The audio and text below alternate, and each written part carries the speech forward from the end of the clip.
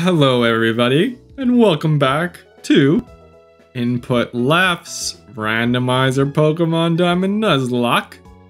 We have many badges, many mons. We are strong suited to enter basically the final chunk of this game and approach our Elite Four battle.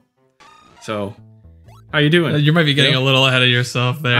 Well, considering this game has been like hours and hours, you know, I feel like the final chunk is, we can be pretty generous with what that means. Yeah, I guess that's fair. I'm doing well. Thanks for asking. There's something else you said there that I was going to riff off of, but I forgot what it was, so I'm just gonna move on. Big chunk. Imagine if we got this as our encounter. Male Kobe. I know. That would have been a bad time. Lost episode, we acquired Alexandria Ocasio-Cortez, the greatest representative of these United States, to join our team and eventually join our team and eventually break out of her shell to become the next president of the United States. In this episode, I think we're just swimming, basically. Is that what? Yeah, we're tying up some odds and ends with Surf, a couple more encounters to get, some other things to cool. look into. Yep. Maybe we can get a Heatran. So pretty chill episode. Maybe. Should be a pretty chill episode for the most part, barring any like insane encounters. Yeah, this is a good episode for you to get some sun chips and drink a tea. Just listen to the soothing sound of my voice as we have fun. Anyway, so okay. Last episode was pretty deep. So I'm gonna. This episode will probably not be as deep. I'm gonna pull a twist for the excited audience we've just built. To say today's Memorial Day at the time of recording. Oh, that's right. Do you got any Memorial Day plans? Nope. I'm going to consume s'mores today. Hopefully. Are you a s'mores person? Do you like s'mores? Yeah. I'm honestly not a big marshmallow person. I think is the main thing. Like, I don't know, marshmallows are fine in limited quantities, but like a big goopy marshmallow just doesn't appeal to me as much these days. So I'm gonna say something pretty divisive. And I know it's divisive because among focus groups, it's done, you know, it's been pretty controversial. And I am one who sticks the marshmallow all the way into the flame, has it catch fire, has it blackened, blows out the fire, and I have a nice crispy burnt marshmallow. That's my style. That is extremely divisive rhetoric. You might just get canceled for that. I think there's gonna be some comments about that. I never liked the peel the burnt part off because like I feel like inevitably. So I have two problems with it. Okay. Peel? What are you talking about? I eat the burnt part. Oh, that's disgusting. The burnt part, you get that like acrid burnt taste. Yes. Like that's disgusting. I hate that. I thought you were one of the people who advocates for peeling the burnt part off, so you just have like this extremely like goopy, almost liquid marshmallow center. No, I don't like that. I can understand the appeal of that outside of the fact that it's ridiculously like it's extremely messy, right? Like that's what it comes down to. Yeah, not like actually. There's just no clean way to do it. It's the least messy approach if you eat the burnt part. Yeah, which is also the worst approach I can think of. I like my crispy ridges. That's the way I like it. You're not gonna check out the right side over there? I will. Oh, this fucking surf speed, dude, it makes me want to. You can speed up. End it all. I just used a repel. What the?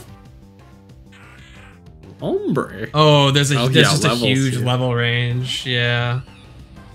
Let's go. What's our next limit? 39. Okay. Oh wow, that's not far. Yeah, oh my god, this game is gonna kill me, dude. Well, let's keep up the conversation. Okay. Anyway, yeah, burnt marshmallow, and I know it's controversial, and I didn't know that for a long time. But then, in college, I was one of the orientation leader people I help new students get onboarded, right? And as part of that, we had a little like camping experience where we all bonded and trained, and I lit my marshmallow on fire, and everyone first they were like, oh my god, so like they were like shocked, you know, they thought it was on accident. But then I was like, no, this is how I do it. And I had a lot of, how do you say? Confused stares? No, more like negative judgment. But I'm trying to think of the right word. Not dissent, but maybe condescension. In either case, yeah, they were not fans. There's nothing wrong with like burning, like setting on fire and then very quickly putting it out if you're still trying to hit that, like, you know, golden brown. Because that's what I always go for. I just go for the golden brown. I don't do it by setting it on fire though. But like I definitely know the burn it to get the blacken technique. Like that's something I'm familiar with. But I don't think I've really ever seen people just eat all of the burnt stuff. Like usually there's an attempt made to remove it because it's disgusting to eat the burnt part. See, I think it's the best part. But I think you are an abominable human being, and you do not deserve. You know, maybe there's a free parking. Maybe there's a cultural element here.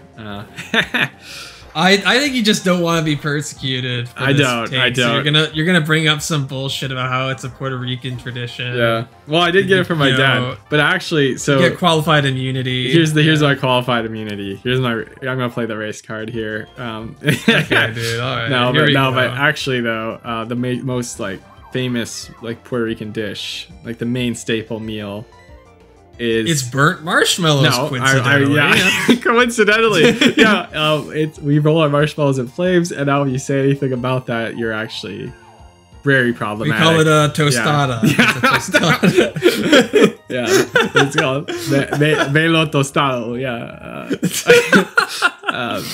Yeah, unfortunately, no. But it is burnt. It's okay. So it's rice and chickpeas basically is the main dish, and actually what you're supposed to do, and traditionally you do, is you burn the bottom of the rice, and then like that's the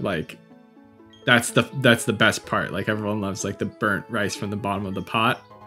That like permanently ruins the pot. Yeah. So we try to avoid burning the rice in my house just because that's a lot of pots to go through at the end of the day. But maybe that's the tie there, which is that liking burnt food, which, don't get me wrong, like it probably all gives you cancer, carcinogens, whatever, but that's my TED Talk. Interesting. Very fascinating. Yeah. So now you're... And enlightening. Yeah. So now if you cancel my marshmallows, you're being very problematic. Problematic fave, yeah. I remember when I learned that marshmallows were like animal product, and actually that really turned me off.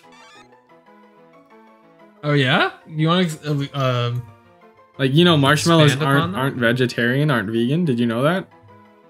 I don't know if I did. Like Jello isn't either. I think it's all like beef fat or something. Really? Let me look it up. Yeah. I thought it came from like mangrove trees or something, which is why they're called marshmallows. Well, that would be great, wouldn't it? Except for the fact that it might cause the deforestation of mangrove forests. Yeah. Oh. Well, let's not think about that. Here, I'm gonna Google marshmallow not vegan. Also, this Pichu. What are you thinking? I'm looking at the list here. How about you Google that? I think of a name. We'll come back in a couple of seconds. Yeah. Okay. Sounds good. All right. See you guys later. This is another cutesy type. Yeah, for sure. What if it's another like Greta Thunberg, like another like young girl? You want to get a lot of young people up in here. It's a little sus. It's a baby Pokemon. I know. It's a baby stage. What if it won't probably be baby for very long. Raichu surfs. Pikachu surfs. Yeah, there's no Alolan Raichu here. It's regular Raichu. So. Surfing Pikachu is in Gen 4, I think. Surfing Pikachu's been a thing since Pokemon Snap and the TCG, so I think that we could do like an Elon Omar for this. Elon Omar? That's not bad. Okay. Yeah. A lightning rod for criticism. From the right. Yeah. Alright, have you Googled it yet? So yes. Come back. Alright. Alright, everybody, we're back. Joe's got his marshmallow sources, and I've got a name. So let's start with the name so we can get moving on the game. We've decided that this will be our Ihan Omar. Because I said because she's a lightning rod for conservative criticism. And there you go. Yeah, maybe this is a controversial thing to say. I think she's kind of cute. And I think Raichu's kind of cute. Pichu's kind of cute.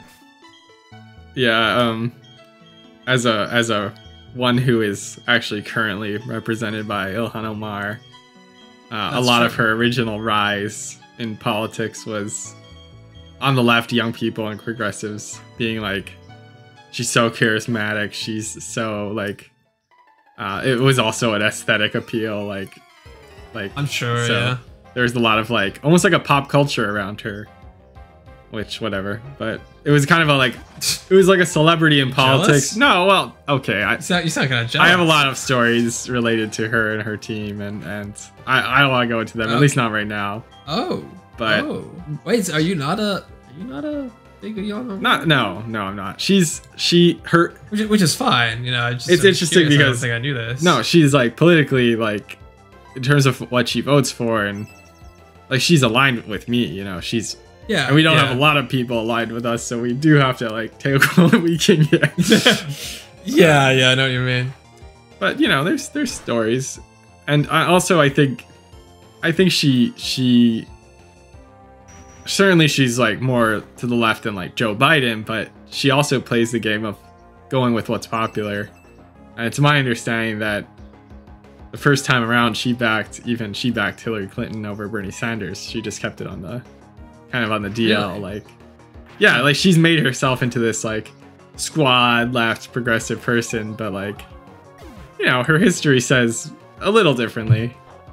Well, I mean, in fairness, that was 2016, so like it's a different environment. It's certainly possible she's moved left. I'm not here to cancel Ilhan Omar, trust me. Yeah, and I think this actually is a nice jumping point into something that I sort of wanted to bring up, which is that I think people in left spaces, particularly online, really struggle with this concept. It is okay to dislike somebody who politically largely agrees with you. Yes, absolutely. You could like, you don't have to, like, all of your likes and dislikes do not have to be dictated by politics or cancellation. And you can like someone who disagrees with you as well. And dare I say that? Yeah, I think that is a little. It depends on how strong the disagreement is, obviously. Like, there are a lot of people that I could just never be friends with, for instance, because their politics differ so much from my own. Mm-hmm. But I think the more pressing issue I see on the left is people will see, like, let's say a leftist content creator, right?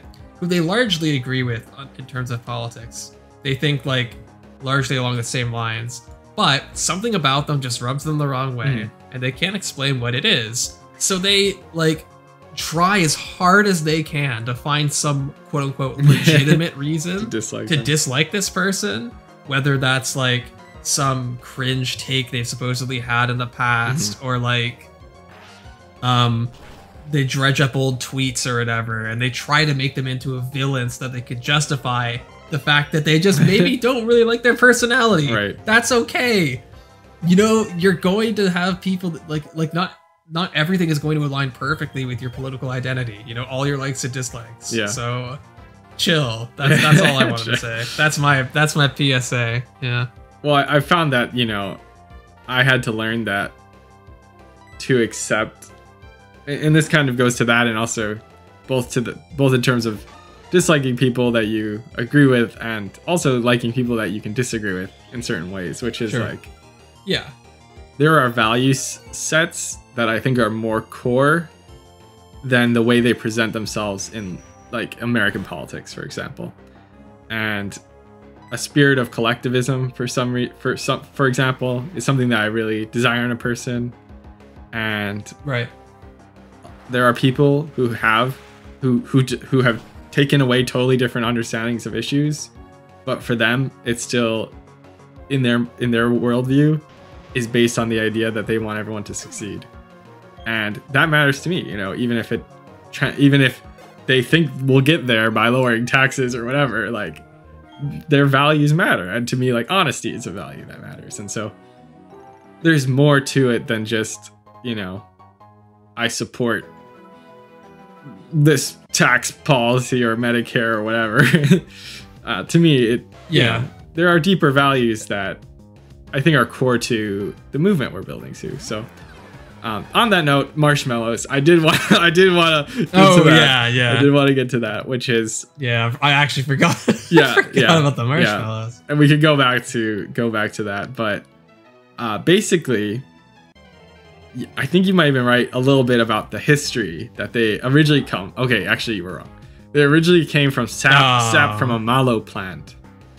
Okay. It was a plant of some kind that was connected to the name. Originally, they started in Egypt in 2000 BC. So this is not. This is an old thing. This is wild. Huh. But, I wonder if they were like all that similar to our modern formulation. Like maybe they're like basically the same, or if they're like totally different. It says it was sap mixed with from mallow plant mixed with nuts and honey. And they don't have the same shape or colors they have today, so it probably looked nothing alike and probably was tasted very different. Excuse me. But they took a new form when the French took... Oh! Sorry. Oh, wow. That's just a really strong fire move, Let's see what that does. Ooh. Oh, that was a crit. Okay, I was going to say. They took the sap. The French took the sap and combined it... Oops. The French took the sap and combined it with egg whites and sugar, and that made it what we recognize today. So you may be wondering, where does this meat come in? So where does the beef fat come in? It does. Oh no! So it says our marshmallows. The title of this episode is Joe Ruins Marshmallows. Yeah. Joe Ruins Marshmallows. Are marshmallows vegan nowadays? No, they actually became less plant-based when candy makers replaced the sap taken from the marshmallow plant. So let me just start with this. They're not made with mallow anymore. The one thing that made them marshmallows. No. With gelatin. No. And for those who don't know, gelatin is animal-based. And so I'm going to also ruin gelatin for you, Will. So yeah, I didn't know that either. I learned this from vegan and vegetarian friends who would not consume gelatin. And they taught me that, let's see, let me give you the line from the article just to really, because it's really gross and it'll really get you. According to Wikipedia, gelatin is a mixture of peptides and proteins by partial hydrolysis of collagen extracted from the skin, bones, and connective tissues of domesticated animals. So they take the skin, the bones, and all the other tissues. So this is like animal leftovers. And they use hydrolysis on it, on the collagen. So the collagen, right, is like nose tissue, right, is collagen, right, ear tissue, that kind of stuff. Right. And they basically turn that into gelatin. So it's meat leftovers. It says you'll have things like pork skin, horns, and cattle bones. We need a new jungle. We need a the jungle. Yeah. To come out about gelatin. So. Oh no. Yeah. Yep. So basically, gelatin is meat leftovers, and marshmallows, which could just be made from mallow, which is, you know,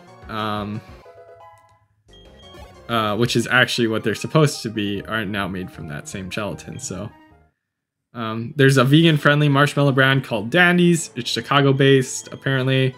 It's in this article, so lucky you're in Chicago area. All natural marshmallows made from carrageenan, which is Irish moss. Probably said that wrong.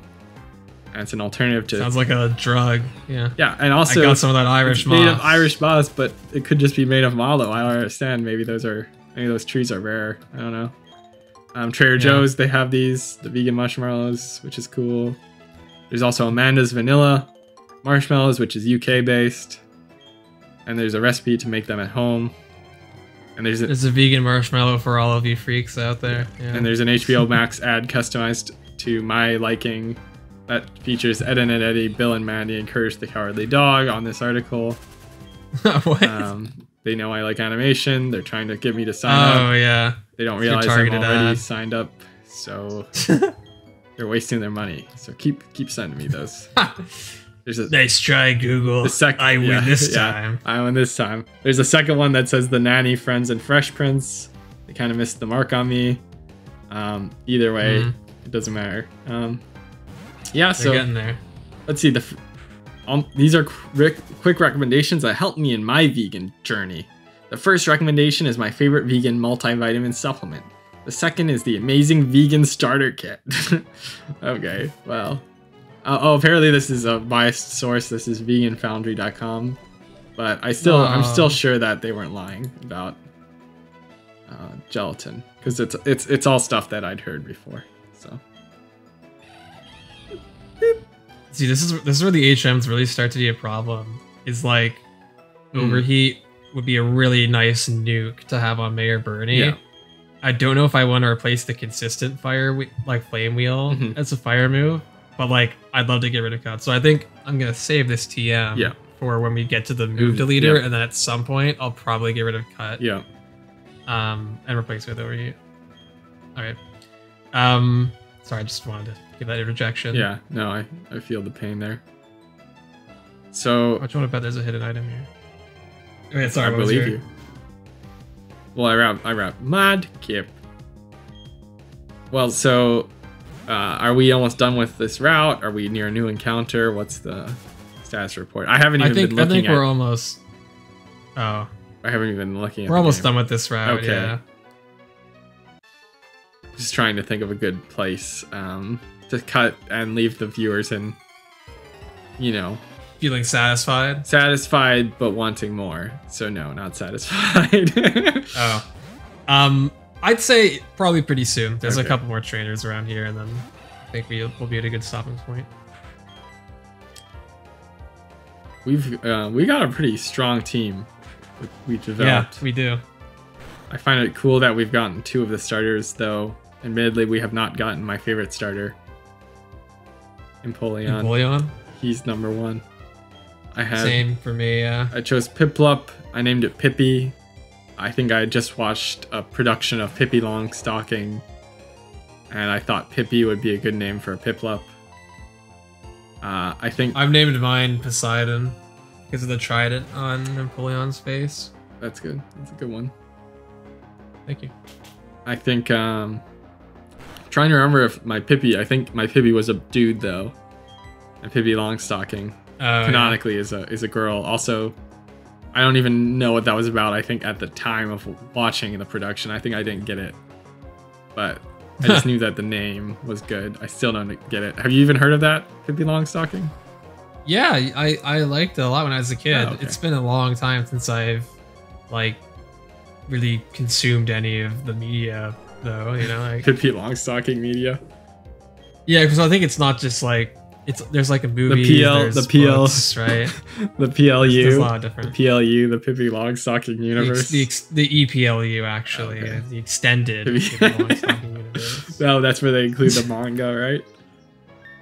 It's the light novel, actually. Is Pippi Longstocking. Yeah. There's actually this. It's manhwa, actually, because it's Korean. It's the in the extended universe they have the story of it's like a side story that is about Pippi Longstocking's niece, like Lee Longstocking. Yeah. So do you remember what that's about at all? Like the gist of it? Is it about a girl who's orphaned and has to spend for herself against a few sort of classic evil conniving adults, that sort of thing? Oh, is this series of unfortunate events? Kinda. That's what I thought it was kind of like. Like not exactly in tone or anything, but I thought it was that sort of dynamic. Am I wrong? I don't know. I thought, from what I remember, and like I said, I didn't understand it when I watched it as a kid. Yeah, I was quite young. I thought the last she was time I like saw a little anything. bit of like a clown who just made everyone happy or something. But maybe that is not at all. Maybe it's like just the movie or something where like they heighten all the stakes and like that's why my opinion is like colored by that or something. I don't know. Like you know how like do you remember the Recess show? Oh yeah, definitely. Do you remember? Yeah, like how in show. the film like the stakes are just like elevated like crazy where it's like you remember the movie, right? Like what actually happens in the movie? No, I didn't remember there was a movie. Okay, so this is great. This is actually amazing. Okay. So as you'll recall in the show, like the average episode is really just about like, you know, heightened school antics and hijinks, right? Yep. Like there's like kind of like a fun like social hierarchy at the school, you know, like there's all these things. There's the snitch, the nerds, the king, right? So the movie takes place over the summer, right? Okay. When none of the kids are at school, and it follows how like DJ, for instance, like feels like he has nothing to do, as I recall, because like his whole life is like connected to school. They actually play, there's a musical number where they play like One Is the Loneliest Number or whatever as he's biking around on his own. But the actual plot of the film is that during the summer, some like evil genius mad scientist dude, and I don't remember exactly what his backstory is, but he's using the school as his base to construct a massive like laser beam basically that he fires at the moon. Oh my god. To alter its orbital path and change the seasons so that summer is canceled forever for something. That's like Phineas and Ferb Doofenshmirtz stuff. And like, yeah, so like all the Recess kids have to like team up together with some of the adults in the series. Like, you know, the old lady who's like always like called some hooligans or whatever, or miscreants. Yeah. Like they team up with her and they all work together to like take him down. It's really, I remember really enjoying it actually. It clearly left an impression on me despite the fact that I haven't seen it since I was like 7. I may be misremembering parts of it, but yeah. Like that's the sort of thing, right, that I think of. I think of like the classic cartoons where like, you know, pretty standard episodes, and then the movie is just like, boom, the world is at stake. And I feel like maybe that's what happened with Pippi Longstocking or something. I don't know. You know, so I'm reading this Wikipedia article on Pippi Longstocking. I think I might have been closer to the reality of it, but I'm gonna tell you a little bit about it. And let me tell you, just by looking at this Wikipedia page, there is most definitely an EPLU, extended Pippi Longstocking universe. Like, I'm not surprised. I think it's one of those franchises that has like a ton of different media surrounding it. Yeah. There's a shit ton of books. There's a bunch of different translations. There's like multiple films, like other adaptations. So there's definitely like this EPLU. But I'm gonna give you some fun facts. So first of all, it's Swedish. It's a Swedish publication. Okay, I thought so. Right away, they give you her name in Swedish and Estonian, as well as in English. Oh, Estonian. In the EPLU, she has a canonical full name, which is Pippi Lota Victualia Rulgardina Krusminta Ephraimsdotter Langstrump, which I'm sure I butchered. Is she like secretly the daughter of like royalty or something? Langstrump apparently literally is the Longstocking translation. So that's interesting. So that's a long name. Her book is like on the UNESCO like translated. Really? Oh, I thought you were gonna say it's like a UNESCO like cultural icon thing they designated. It's like a language, artifact. I don't know, whatever. Oh, okay. So it's a UNESCO World Heritage Site. The entire country of Estonia. In Swedish, it's Pippi Langstrump. In Estonian, it's Pippi Piksuk, which is just so much better. Excuse me? Pippi was named by Lindgren's daughter Karen, of course. A Karen named her. She's a red-haired, freckled, unconventional, and superhumanly strong, apparently. Yeah, I remember. Able to lift her horse one-handed. She's playful and unpredictable. Often makes fun of unreasonable adults, especially if they are pompous and condescending. Okay. Yes, sure, but I'm kind of on the right track. Her anger comes out in extreme cases, such as when a man mistreats her horse. Pippi, like Peter Pan, does not want to grow up. She's the daughter of a buccaneer captain and has adventure stories to tell about that. Her 4 best friends are her horse and monkey. I kind of remember this horse. I don't remember the animal companions. I don't remember the horse, but I remember some animal companions. Yeah. And the neighbor's children. The 3 Pippi chapter books. Pippi Longstocking, Pippi Goes on Board, and Pippi in the South Seas were published from 1945 to 1948, followed by 3 short stories and a number of picture book adaptations. Translated into 76 languages and made into several film and television series, which is the EPLU. Right. Yeah, so she has an independent lifestyle. Oh yeah, without her parents. Okay, hold on. Her mother died soon after her birth. Her father, the captain, goes missing at sea, ultimately turning up as king of a South Sea island. Wait, what? Yeah, I kind of was on the right track. I guess you're right. She kind of was orphaned a little bit. More or less. Effectively orphaned. Yeah. So she's like a superhero. She's compared to Superman and Tarzan for some reason, I guess. Tarzan, I could totally see because of the super strength, the fact that she, like, most of her friends are animals. You know? Yeah, like, that's sort of what I remembered. Like, so here's the thing. The main thing I remember from Pippi Longstocking is a movie where the central location is, like, a spooky old house. Okay. This is what I'm thinking of, right? Sure. In, like, a swamp-like, sort of, like, gnarled foresty swamp area, and there's like an old woman or something who's the central antagonist, and there's like alligators that she has to fight and stuff. That's what I remember. Is that a fever dream or is that an actual film? I don't know. I mean, they said there's multiple How am I supposed to know? I barely remember the one thing. Yeah, I mean, I'm trying to figure out. Apparently it has faced a lot of censorship. Oh no. Oh no. Because let's see, a censored version of Pippi Longstocking appeared in France with changes made to her character to make her a fine young lady instead of a strange maladjusted child. Oh, that's the kind of censorship we're talking about. That's so dumb. Let's see. Oh, even it stirred controversy over its anti-authoritarian tendencies. Something about that. That sounds great. No, I like. That's the best part of Pippi Longstocking. What are they talking about? Let's see. Outdated racial language. Oh no. The first edit removed. That's the worst part of Pippi Longstocking. In 2014, the Swedish public broadcaster SVT edited the 1969. Oh, great year. Television adaptation. The first edit removed Pippi's reference to her father as King of the N-word, a term now offensive in Sweden. No. Oh no. That's the South Sea they were talking about. Okay. Oh yeah, although it kept her pretending to sing in Chinese.